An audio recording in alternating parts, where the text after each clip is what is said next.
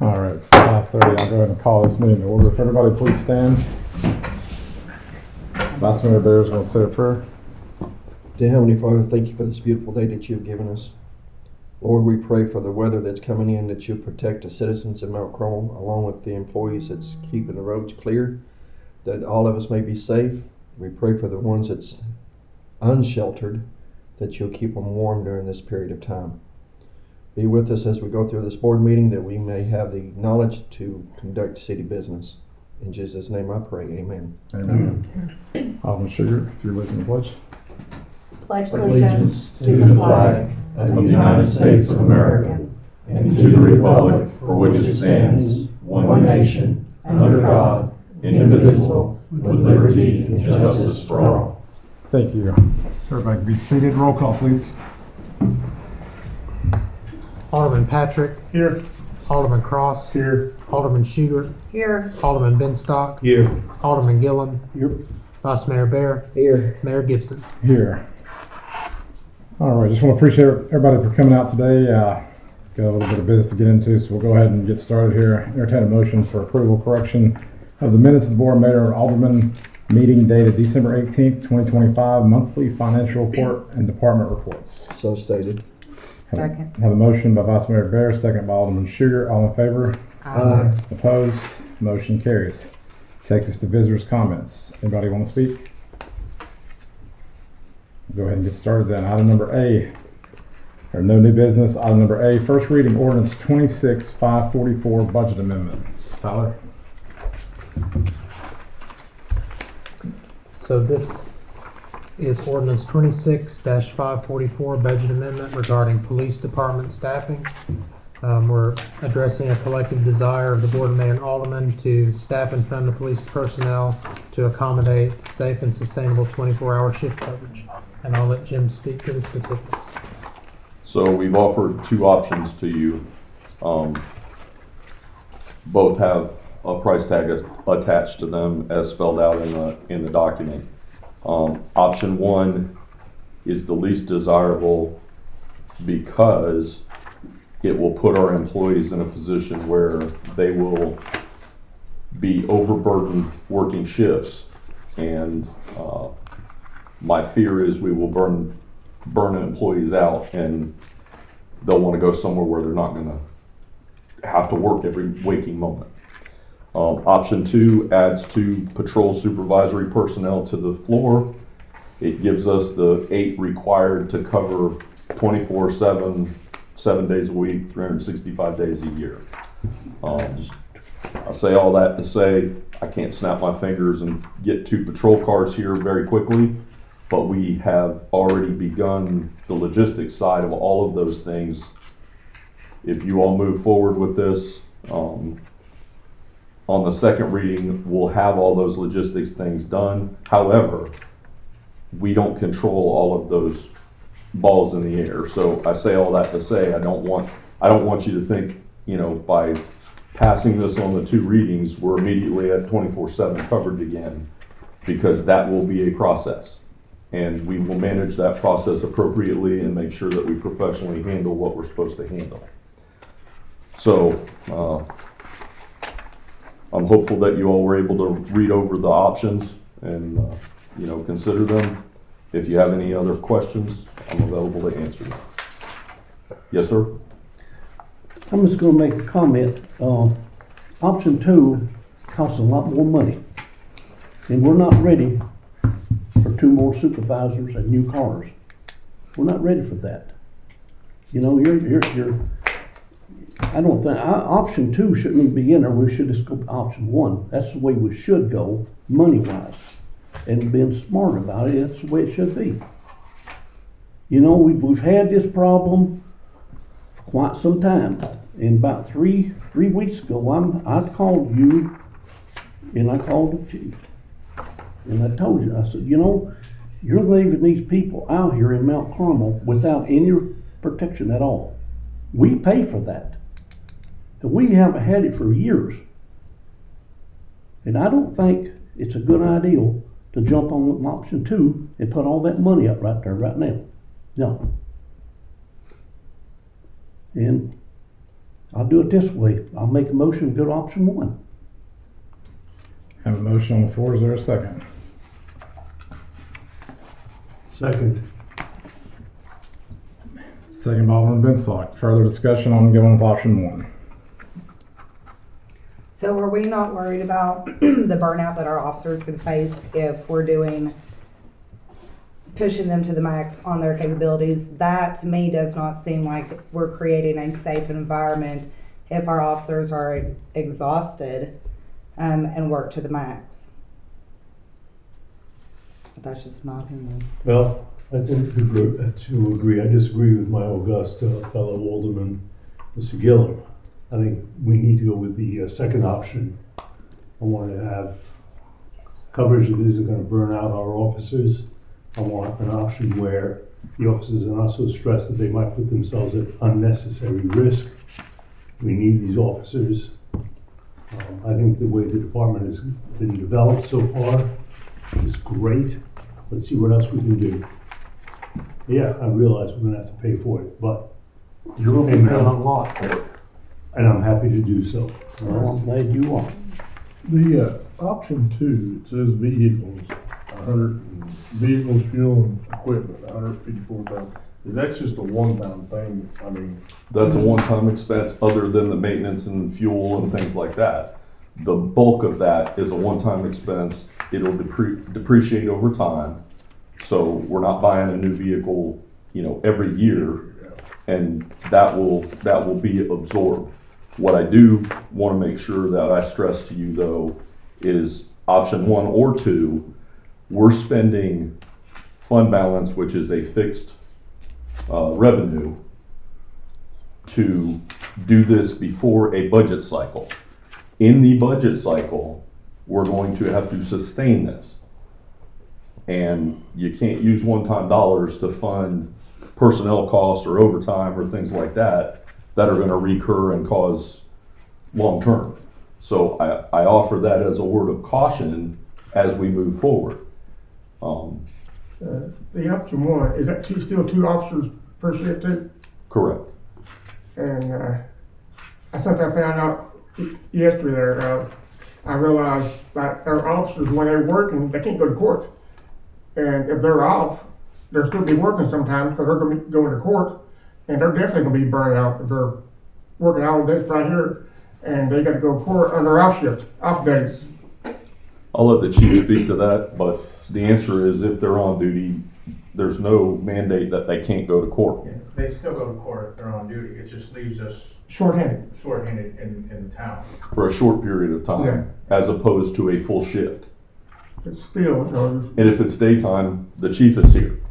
So we're redundant in the fact that we still have 2 officers available for an immediate response. how many officers do we have now in total? 5, 6, I'm sorry. 2 are still in the orientation process. Yeah. One is brand new. Yeah, one finished training and he's still on probation, and the other one just started Monday. If we go to option 2, how many more officers are we looking at? 2. 2 supervisors. That's what the paper says. I guess if we go number 2, the 2 supervisors, you're probably looking for experienced officers. Experienced officers, experienced supervisors. And what's your time frame to do that if we do go to 2? It depends on how fast we move here, and then we can get it advertised pretty quick after this is finalized. And then it's a selection process and going through the interview process. Your opinion, what do you think? Time-wise?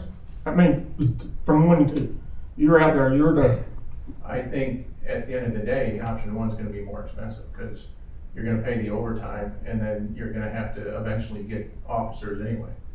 So I would certainly go with option 2 if I was a voting member.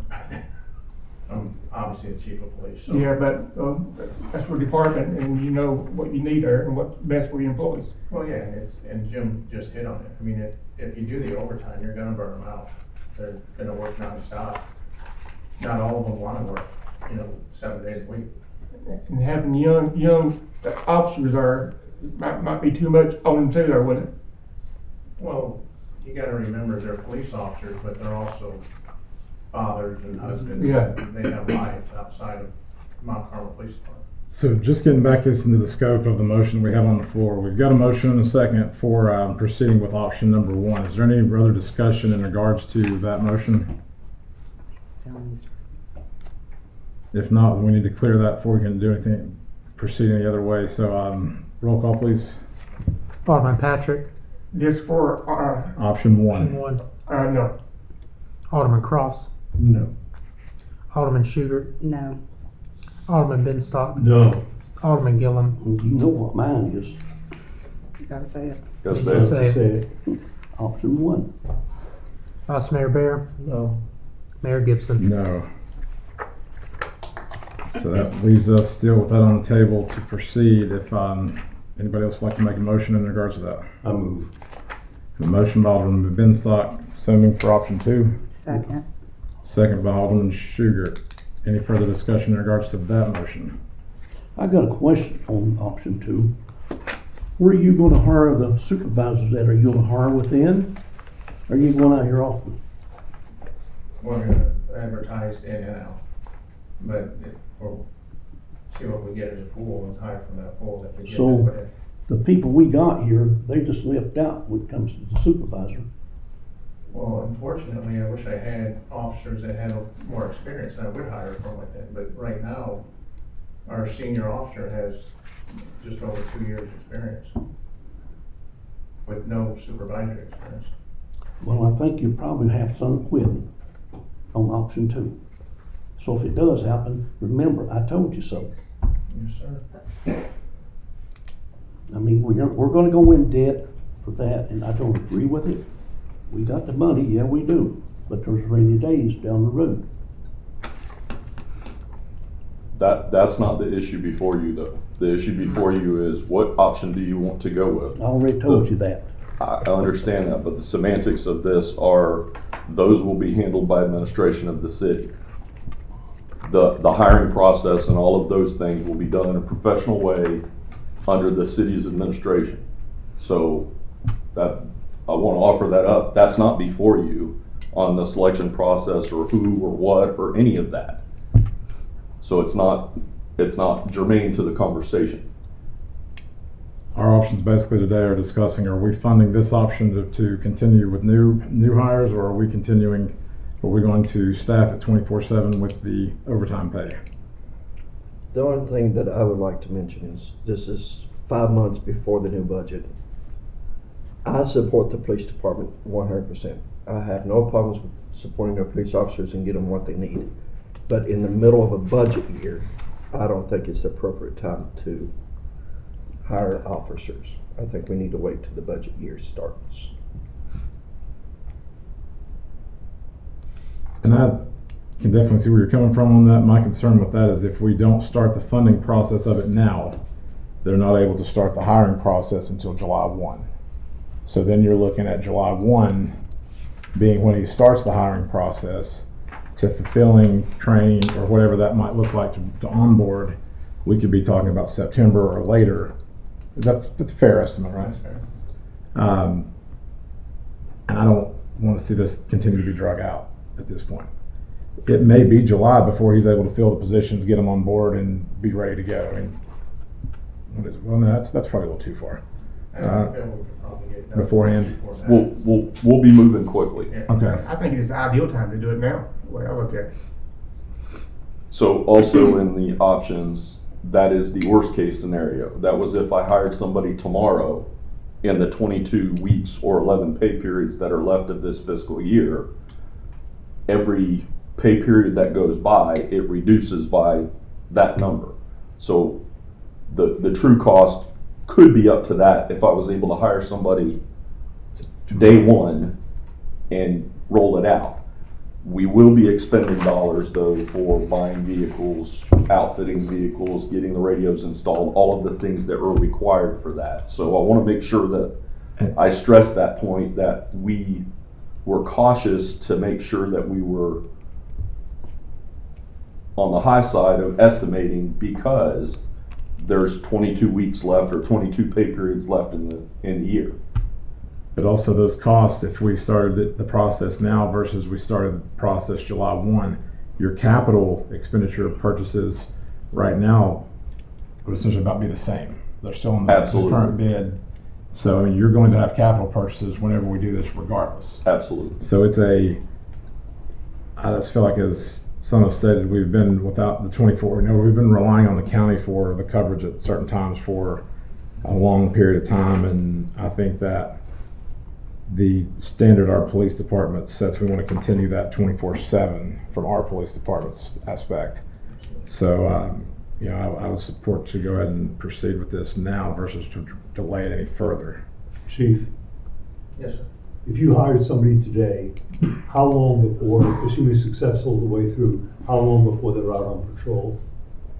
Well, ideally, it's gonna be a much quicker than it would if you hire a patrol officer that you have to send through training, so. No, assuming you have to send somebody through training. Well, we won't. We're not gonna hire someone. Okay. It's gonna be someone with experience and be post-certified. Okay, and how long would it take before? Whatever the transition is from getting them from whatever department they're at to our department. Okay. I do have one question. Well, we are adding 2 officers there, and this animal control is part of the police department. I have to get calls sometimes about that. Is that something we may add later on, or are we pretty good right now without having that? I'll leave that question to the chief. First part of that. So that's Animal actually control. that's a little outside the scope, really. Well, it's still part of the department. I agree, but it's outside the scope of the motion of what we're talking about. That's something we could visit at a later time. But if we're adding all these officers now, I'd just like to know, is it going to add part-time later on by animal control? Go ahead, Chief. I haven't entertained that idea yet, no. So I don't know, you ever got very many calls or not? We've been fine since Okay. Fred took off. And our officers are actually handling the animal control calls, so it gives us coverage 24/7 when you're getting somebody that says, oh, well, we don't have an officer to cover or whatever, so. I just wanted to throw it out there so people say that we didn't ask, we didn't talk about it. We work very closely with the Humane Society, and they've been fantastic, and if we have issues where we've taken dogs to them and they've come out and picked dogs up. Okay. I call for the question. Question's being called. Roll call, please. Alderman Patrick, Yes. Alderman Cross, Yes. Alderman Sugar, Yes. Alderman Benstock, Yes. Alderman Gillum, Nope. Vice Mayor Bear, No. Mayor Gibson. Yes. Motion carries in first reading.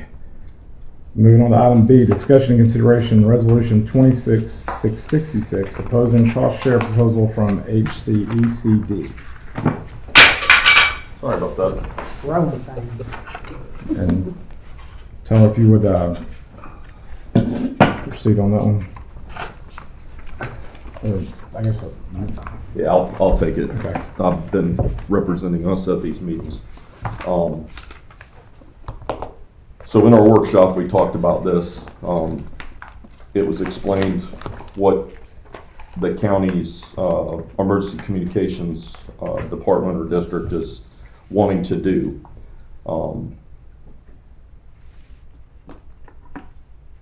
I got fairly clear direction in the workshop that you all wanted to go forward with the resolution, and I think we've done this before back in 95. Thank you.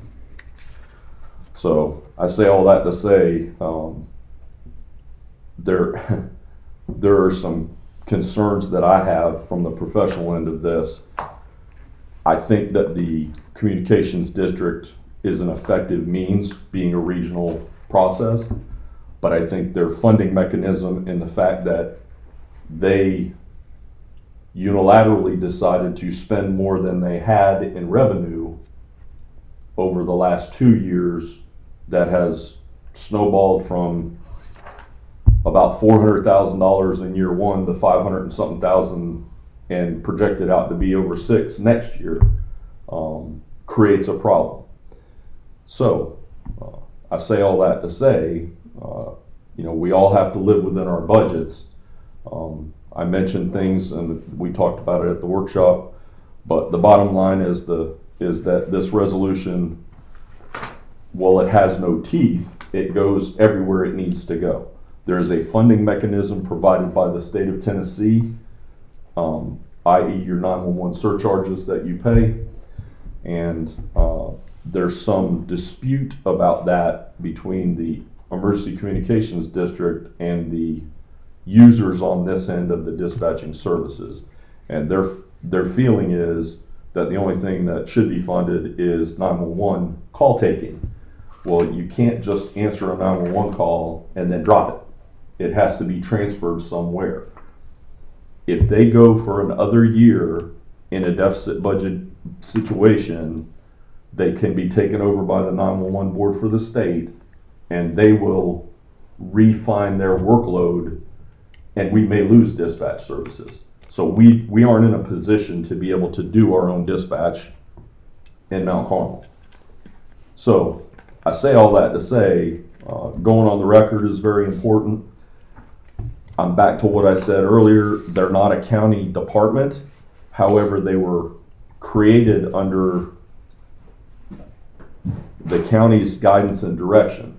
The mayor is the one that appoints, the county mayor is the one that appoints all of the board members to that at the recommendation of the executive director for the 911 Emergency Communication District. So I say all that to say this resolution pretty much puts it on point, and we talk about, you know, Town of Mount Carmel residents pay 61% more to Hawkins County than they pay to the Town of Mount Carmel, and the services that they receive are disparate in appearance. And the difficult part of that is being able to enumerate what they get for their tax dollars. They can come here and we can have a conversation about what services are provided to our residents by our tax rate. I don't know that you can get the same at the county level. And that's it in a nutshell for me. And if you'd like, I can read the resolution if you'd like me to. I do love it. I think we've got everybody, or we can provide a copy to the press if needed, and we don't need to read through 2 pages of that. Let's first get on the motion, get on the floor to discuss further. Entertain a motion to approve this. Make a motion. A motion from Alderman Sugar, second by Alderman Benstock. Floor is open for discussion on that. Do we have questions in regards to that? I know we kind of discussed it at length at the workshop. Does anybody have any further questions, comments, discussion? So what's the cost that Mount Carmel would be looking at again? So I offered an alternative to what they proposed. They had proposed several different options. One of their options that they chose was population-based. Well, population doesn't necessarily drive dispatching needs or services. The other thing is, I feel like the numbers are being pushed up because not all of these calls are 911 calls. Correct. They're generated by a police officer sitting at an MDT initiating a traffic stop or something like that. So they're not receiving a 911 call to do that, but they do dispatch and they do deal with that. So I say all that to say, I proposed they're trying to fund their entire operation with what they did. I suggested that they fund their deficit with what they did. So I adjusted the numbers for the deficit and all of those things, and make a long story short, then they said, well, we're not doing anything to put back into fund balance. Yeah, I got that. I got that when you spent down your fund balance, not taking care of replenishing it. So I offered options of, you come up with what it looks like for the projected deficit next year, plus 10, 15, or 20% going towards fund balance. So I just got those numbers today at about 1 o'clock, 1:15. So I think the number, I made a copy of it so I would know this, sorry.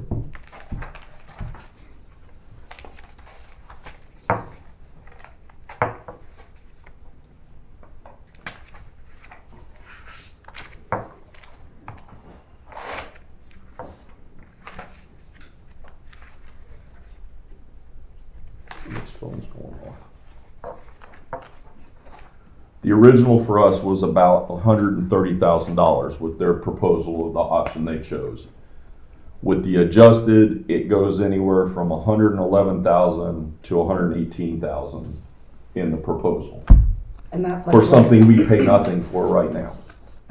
But that number would fluctuate every year, correct? Because like there's not. The answer is yes, I believe it would. There's not a fixed cap on that. No. So the other thing that I asked was their proposal was for all of the participating agencies that pay in would have a seat on the advisory committee for the board. And I said, that's not gonna fly. So I said, if you've got agencies that you want to participate in this, I wanna have a voice in what happens when you're deciding to overspend your budget again. I don't wanna just be an advisory member, I wanna be a board member, or I wanna have representation from the town. There's specific rules by the legislature, like elected officials can't be on the board or whatever. The mayor is a ex officio on there. He doesn't have a voting right or whatever. But the others that are appointed or on there do have voting rights. So I say all that to say, they appeared amenable to that. So the 130,000 that we could be possibly looking at, that's on the hope that the county raises their contribution. Correct. And if the the county county's about doesn't? doubling theirs, Well, right? It's close, but not. I apologize, the fire chief and I I mean, but that went has to over pass on the these. vote up It's there. close. So Correct. if it doesn't pass the vote, then we're over 130,000. Well, That's no, not the way we was put to us. We Yeah. were told they wouldn't they dispatch would for the dispatch county. for us, they wouldn't dispatch for the county if the county didn't fund that. That's the way their board put it to us.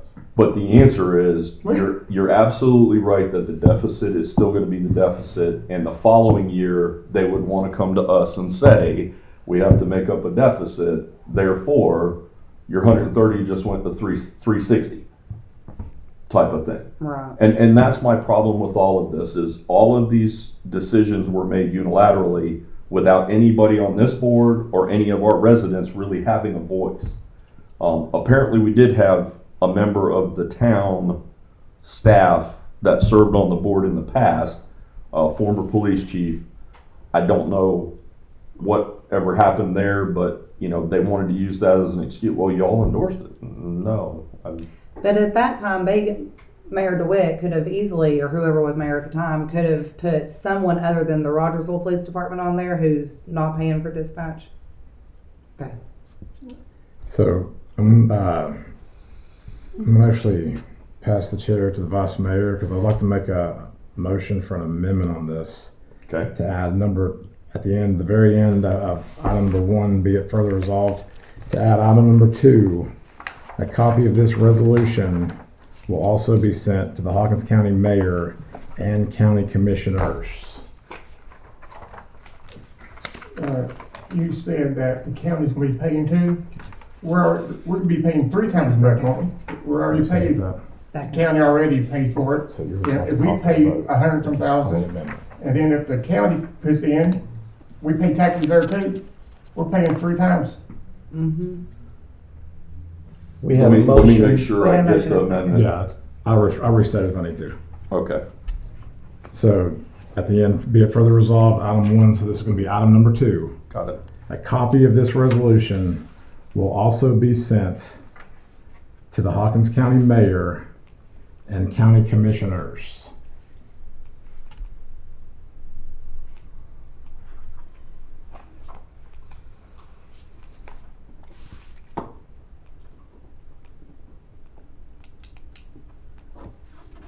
We have a motion on the floor by Mayor Gibson, second by Vice Mayor, or second by Mindy Sugar.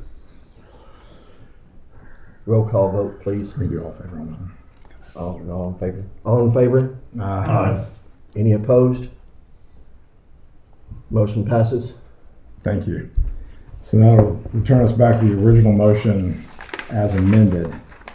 Do we have any further discussion on that? Let's do a roll call vote on that, please. Alderman Patrick, No. Alderman Cross, No. Alderman Sugar, Yes. Y'all want to pay the EDC? Alderman Benstock, Yes. Alderman Gillum, No. Vice Mayor Bear, Yes. Mayor Gibson. Yes. Is that, 4-3. so that motion carries. And that's in regards of opposing paying that. We don't want to pay that. Oh, no. No, we don't want to pay it. That's, then Well, you y'all want to vote voted it. yes. Oh. But y'all voted in favor of paying it. No, y'all were saying don't send this letter. That's what Yeah. y'all were. I thought it was, no, we don't want it. That's what I thought. That's You need a what correction? So they want, Can we move it to correction? how can we? Probably a motion to reconsider. No, yeah, that's it. That's right. That's how we would do that. So they voted against it. So I would need a motion from Alderman Patrick across to motion to reconsider. A motion to reconsider. And then a second, Second. and then all in favor? Aye. So now we're back to the original motion, opposing the cost share. It's opposing paying the county, or paying the E911 tax as amended. And let's do the roll call again, please. Alderman Patrick, Okay, make sure this is for not paying, right? Yes is sending this saying we oppose paying it. And say yes is, Opposing. Yes is Okay. opposing paying and Okay, and yes. endorsing the resolution. yeah, yes. Alderman Cross, Yes. Alderman Sugar, Yes. Alderman Benstock, Yes. Alderman Gillum, Yep. Vice Mayor Bear, Yes. Mayor Gibson. Abstain. Motion carries. It's going to take us into item number here. C, capitalization policy. Discussion, consideration, resolution 26667, capitalization policy. So the town currently follows an established accounting practice for capitalization. It's usually $5,000 or greater for capitalizing an asset. We don't have that anywhere written in a policy, and we've been advised that it would be best for us to do that. So we're taking that advice and presenting to you a formal capitalization policy. We're not changing any practices, but we're memorializing those procedures that are already in use. Entertain a motion to approve that. Motion to approve. Second. Have a motion by Alderman Benstock, second by Alderman Sugar. Any further discussion? One question I do have, this would just continue like audit compliance type stuff of having stated written past policies of procedures. Yes. Okay. Any other discussions or questions? Roll call, please. Alderman Patrick, Okay. I just started my hearing aids up. Make sure I can hear now. What was it again? this is a vote on the capitalization policy stating that we're going to formally adopt rules for capitalization. Alderman Cross, Yes. Alderman Sugar, Yes. Alderman Benstock, Yes. Alderman Gillum, Yep. Vice Mayor Bear, Yes. Mayor Gibson. Yes. Motion carries. Takes to item number D, discussion and consideration resolution 26668, debt management policy. This is a very similar resolution and policy for debt management. Another thing that we were advised is the best practice to have in place, and we are taking that advice to formally recognize a policy, just stating how we would handle taking out debt if it became a situation where we would need to do that.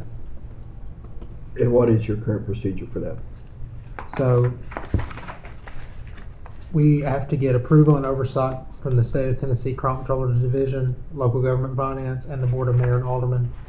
And then it talks about different types of debt, how much we're allowed to have, those types of things. And then refinancing and those things, and defines conflicts of interest.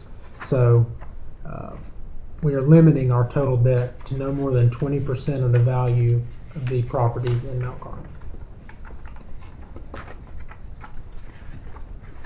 And that's standard procedure.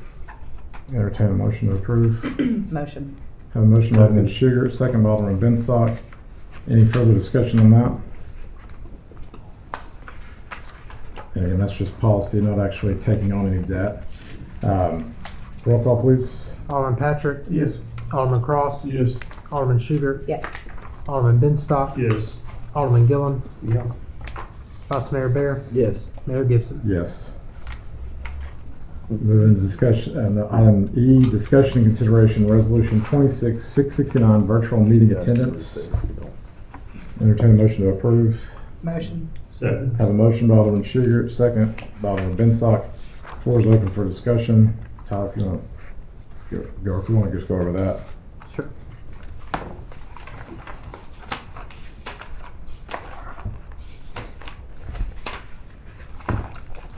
So this resolution formally adopts a policy pursuant to Tennessee Code Annotated authorizing members to participate in meetings electronically under limited, well-defined circumstances. These include a family or medical emergency, military service, or dangerous weather. The member must notify the town recorder of his or her absence by 5 p.m. the day prior to the meeting, and a majority of the members of the board must still be present at the meeting. Only 2 members may participate electronically, and the board members can use electronic attendance no more than 2 times per year. Thank you. Do we have any discussion on that? I got a question on it. Go ahead. Does this include everybody, all the board members? Because there's 2 of us who run a different plan. It would include, but you'd be treated like you were here. So that's saying up to 2 times a year under certain circumstances, if you had to participate electronically, you would be counted as present and here, and just no different if you were in the room. So if you were having a medical emergency, or a family member had an emergency, you could still Skype in with your iPad and still be counted as present, just like you were here. You would be in front of me, basically confirming it's actually you that I'm talking to, and then you would be on speaker running in the meeting just like you were present in the meeting. I just don't agree with that, because for some reason you don't have a computer or you can't get to one, you're accepting money without doing the work. No, you wouldn't be then. You would have to do that too. Like you would have to be able to zoom in order to be counted present.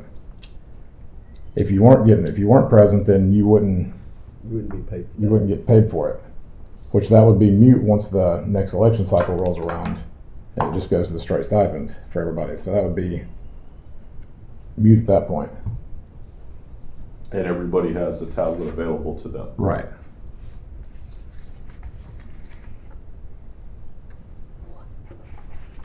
Roll call, any other discussion on that? Roll call, please. Alderman Patrick. Yes. Alderman Cross. Yes. Alderman Shugart. Yep. Alderman Benstock. Yes. Alderman Gillum. No. Vice Mayor Bear. Yes. Mayor Gibson. Yes. Motion carries. Goes into item number F, discussion and consideration acceptance of bid for LPRF Park Bathroom Pavilion construction. Entertain a motion to approve. Make a motion. Second. So I have a motion by Alderman Sugar, second by Alderman Benstock. I'm assuming that's the low bid. Yes. To accept the low bid on that. So the floor is open for discussion. Tyler, if you'd like to go over. Sure. So I laid out some options in the memorandum. Those numbers have changed in our favor since I prepared the memorandum, so I'll go over the basics with you. And I added an additional sheet under your packets that you'll see is printed on color at the top. These are the numbers that I want you to look at. So we received 3 bids for the project. The low bid came in at $372,000. Our budget available was $340,000. So we started talking about ways to come up with the difference. One option is to apply for additional funding from the state. We can apply for up to $20,000 from the state. So we're going to approach that and see if that's possible. It is a 50-50 split, so we do have to split that.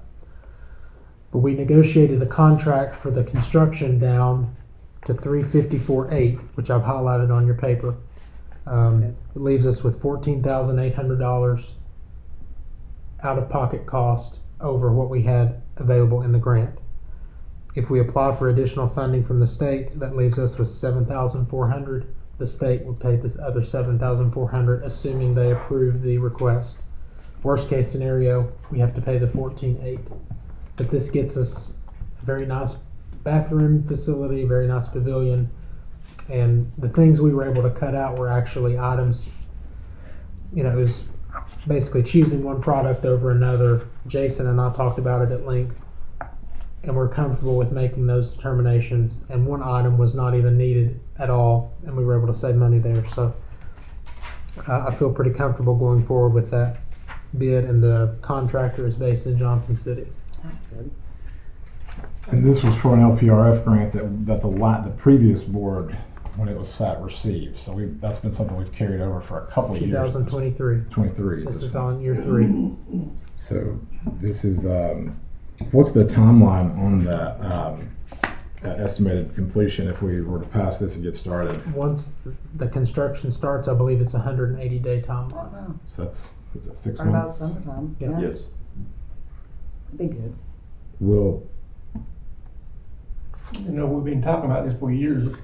Do you do this? I mean, yeah, no, absolutely. It's, and that's where, as we have the additional staff and different things, it's allowed us to proceed with executing some of these grants that we've had sitting around, because there'll actually be more when we include, this will include the powered changing table at the park for the adult that we received from the Tennessee Department of Disability. Yes.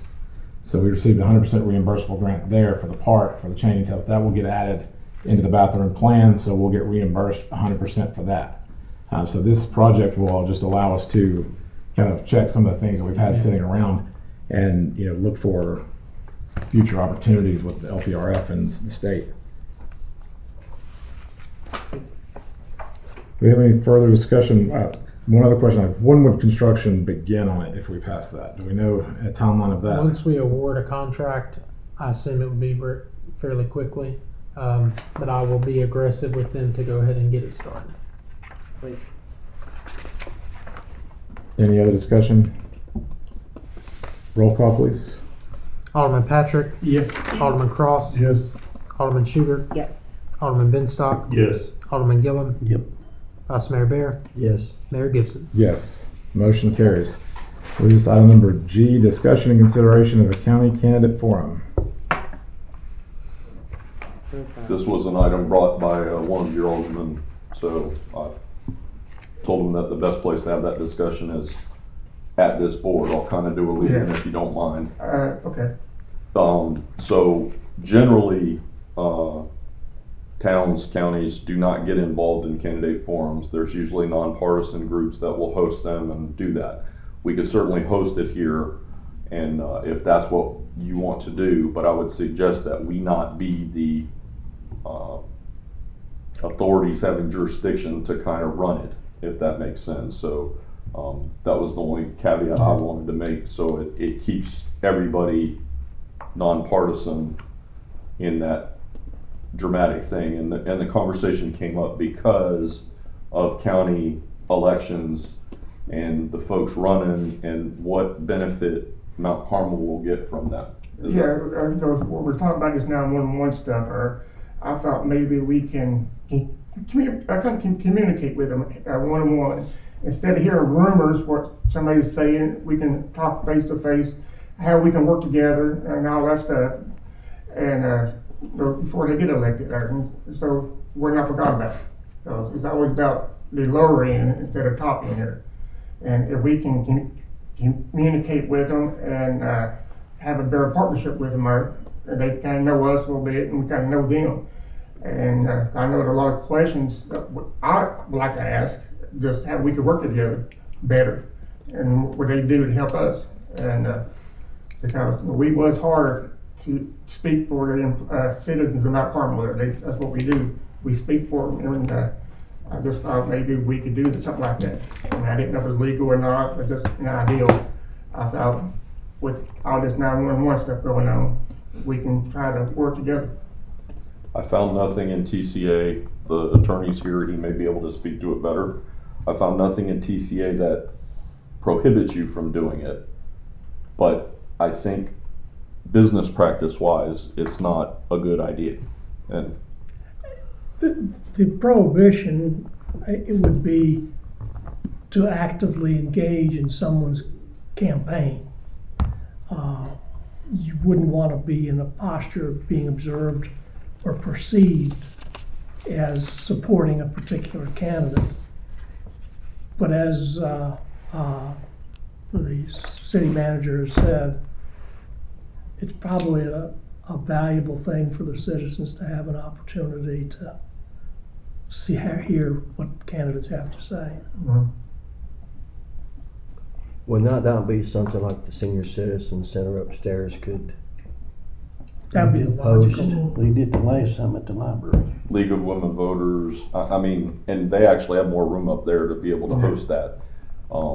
So talk about nonpartisan though, League of Women Voters has been my experience in other places. They've run pretty good ones. The other part of that is like, what you ask one candidate, you should ask all candidates if you're facilitating that process and having those conversations. Being Mount Carmel centric, every person should get asked the same question about that if they're a countywide process. Well, I would very much support what you said about not being the host, Correct. but providing the A facility. facility. Could be like a town hall, I guess, we have somebody. I would not do that. Okay.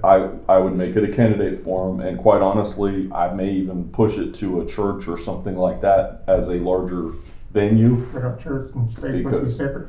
Well, they rent their halls all the time for things, so it's not, as long as you're not making it a religious ceremony or something, then I think you're fine. But and I'm not an attorney, so I'm not giving legal advice, but I think that you're in a good way to be able to host it in those settings too, because you have so many different candidates, so how many people come out for each candidate and that kind of thing. And the other thing, back to what the attorney said, is you can't endorse nor